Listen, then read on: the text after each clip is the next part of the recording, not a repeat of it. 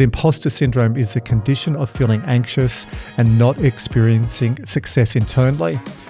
You feel like a fraud or a phony. Do you go with that definition, or do you want to add? No, I think that's perfect. So it's basically where you essentially doubt your abilities in the context that you're in. And that's really important because it's not a mental illness per se, so it's not pervasive. It doesn't impact you every day. Like that is not a diagnostic condition. I think we need to state that up front.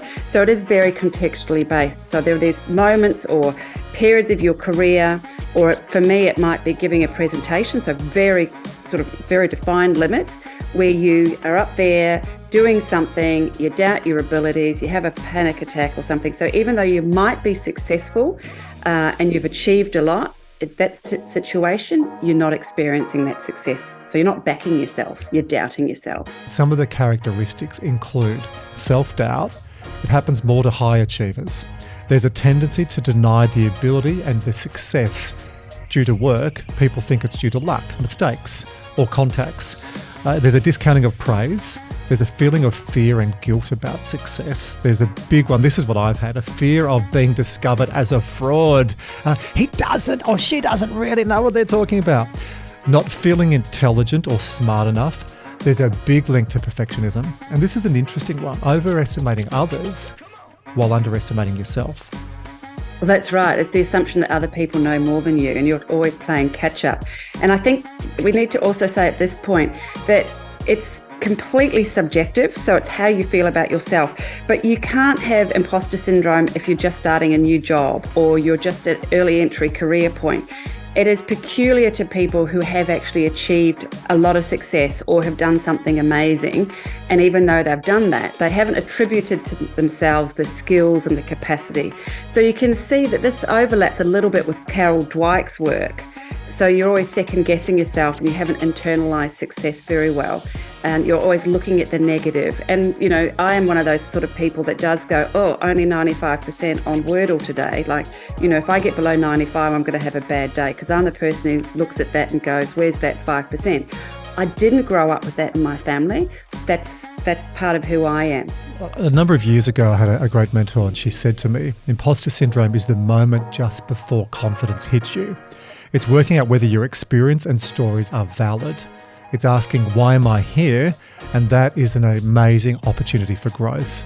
One of my key drives is curiosity. I think they sort of curiosity, generosity and accessibility. So, you know, be curious, learn, be generous with your knowledge and your skills, like give them to other people and make things accessible. So I've tempered my imposter syndrome by those three drivers, I guess, which is what you're saying. I've tried to use it to be very, very helpful.